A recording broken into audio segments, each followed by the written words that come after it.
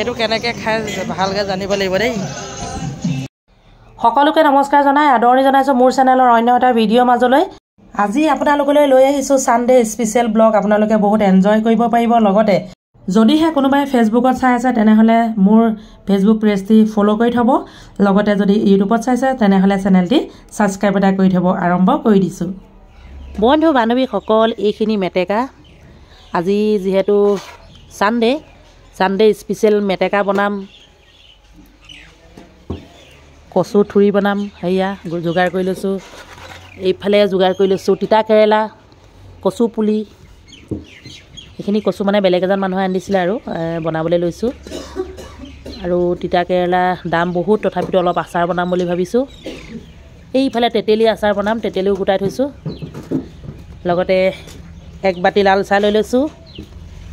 যিয়ে নহওক বাৰু আজি ব্লগটো আৰম্ভ কৰি দিছোঁ। আপোনালোকে চাই গৈ থাকক।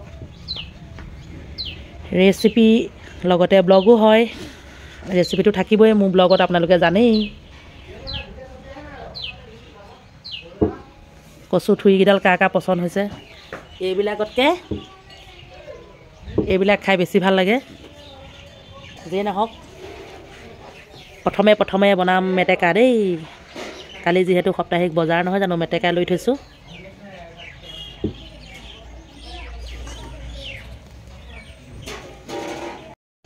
বহুতো গাঁও অঞ্চলৰ মানুহে মেটেকা হওক বা মেটেকা ফুলেই হওক খায়। ময়ো মেটেকা ফুল খাই পাইছোঁ, কিন্তু মেটেকা ভাজি খাই পোৱা নাই।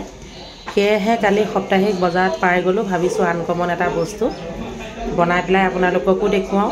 এই আলুটোহঁত যে এইটো খাই হেনো বেছিহে ভাল লাগে বোলে। মই এতিয়া সকলোখিনি বাছি থোৱাই আছে। এতিয়া মানে মিহি মিহিকৈ কাটিম। এইফালে কেৰেলা ভাজি বনাবলৈ লৈছোঁ। এইকেইটা কেৰেলা আকৌ মই কেঁচাই খাম, মানে মই কেৰেলা বেছিভাগ কেঁচাই খাওঁ। এই কচুখিনি ইতিমধ্যে বাছি লোৱা হৈ গ'ল। বাছি কৰি জাবৰ জোঁথৰ দেখিছেনে কিমান ওলায়। মানে কিছুমান বস্তু এইবোৰ সকলো কিনি অনা হয়।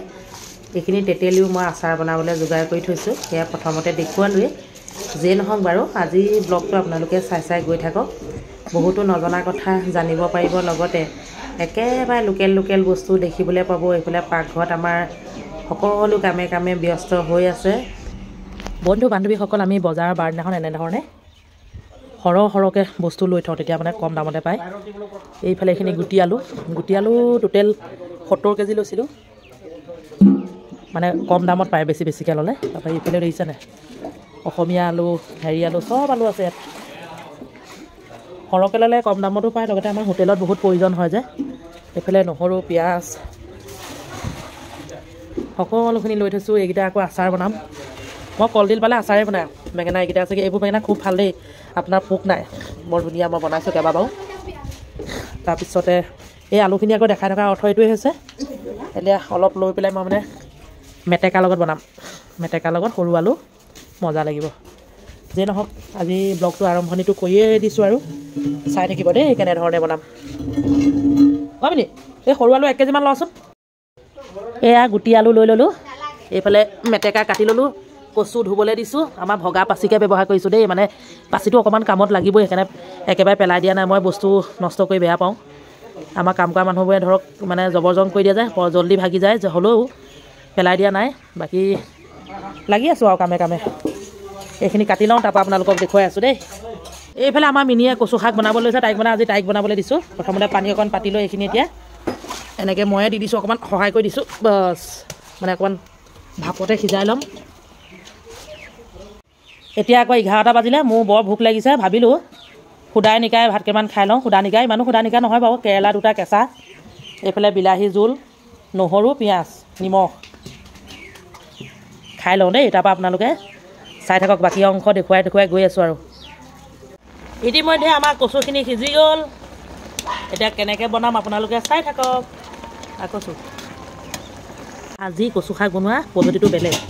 ইয়াতে এতিয়া সিজি গ'ল, তাতে বিলাহী দি দিলোঁ, এটা গোল নেমু আছিলে সেইটোও দি দিলোঁ, খজুৱাব বুলি দিছোঁ দেই। লগতে এতিয়া অকণমান নহৰু আৰু আপোনাৰ পাঁচফোৰণ দি তেল মাৰি দিম। বাছ ইতিমধ্যে আমাৰ কচু শাক হৈ গ'ল। এতিয়া গৰম ভাতৰ লগত পৰিৱেশন কৰিম। এতিয়া ভাজিবলৈ লৈছোঁ এইয়া মেটেকা।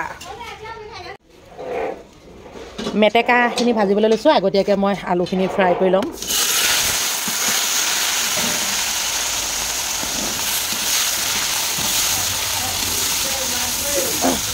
অ বৌদা বৌদা এইফালে আহাচোন নিমখটো দিয়া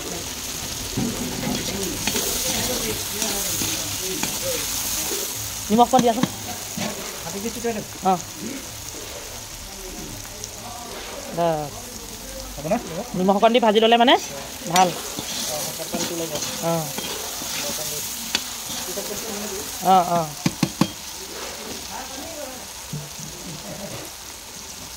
আলুখিনি অকণমান সময় মানে ভাজি পেলাই থৈ ল'লোঁ অকণমান ফ্ৰাই কৰি ল'লোঁ আৰু এতিয়া এইখিনি তেলতে দি দিলোঁ পিঁয়াজ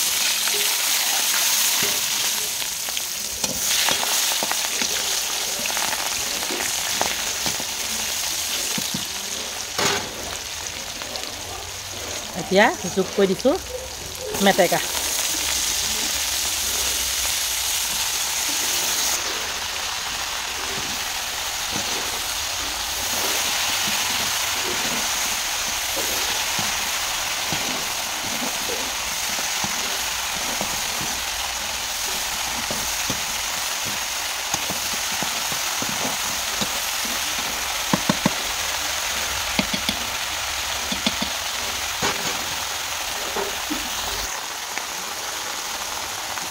সোৱাদ অনুসৰি আকৌ অকণমান নিমখ দিছোঁ যিহেতু অলপ ইয়াত নিমখ দিয়া আছে সেয়েহে ইয়াত অলপ কমকৈ দিছোঁ তাৰপাছতে এতিয়া যোগ কৰিছোঁ হালধি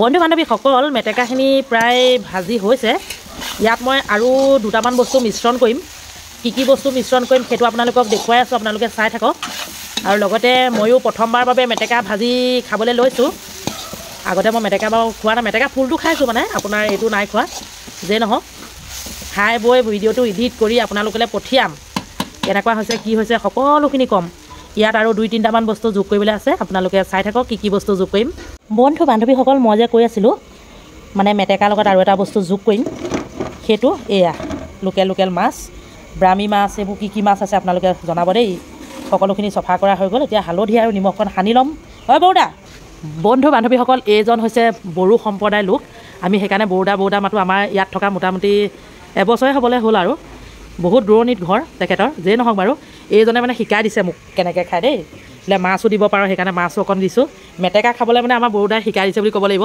কিনি আনিছোঁ মই বজাৰত পাই পেলাই কিনি আনিছোঁ আৰু শিকাই দিছে আমাৰ বড়োদাই দেই আপোনালোকক চিনাকি কৰি দিছোঁ হালধি দি দে ৰস নিমখ অকণ দি দিয়া জলকীয়া অকণমান খুন্দি পেলাই দিছোঁ লগত এনেই আদা অকণ দিছোঁ নিদিলেও হয় আমি আকৌ আদাটো খাই বৰ ভাল পাওঁ সেইকাৰণে অকণমান দি দিছোঁ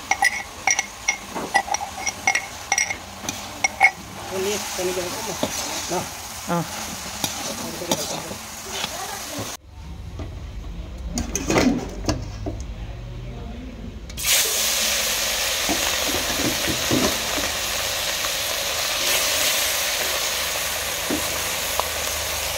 মাছকেইটা অকণমান ভাজি ল'লোঁ তাৰপিছতে এনেকৈ মেটেকাখিনি যোগ কৰি দিছোঁ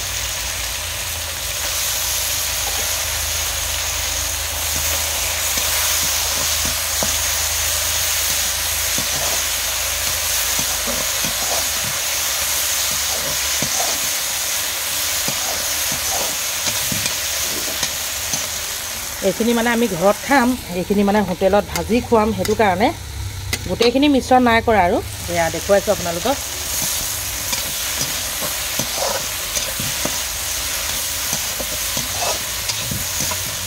বন্ধু বান্ধৱীসকল এই আছক এই লোকেল মাছকেইটাৰ লগত মেটেকাখিনি মিশ্ৰণ কৰি ল'লোঁ এইখিনি এতিয়া আমাৰ ঘৰত খাবলৈ ৰেডি কৰি লৈছোঁ লগতে আপোনালোকক জনাওঁ যে আজি ব্লগটো চাই আপোনালোকে কেনে পালে জনাব আজিলৈ আহিছোঁ আকৌ লগ পাম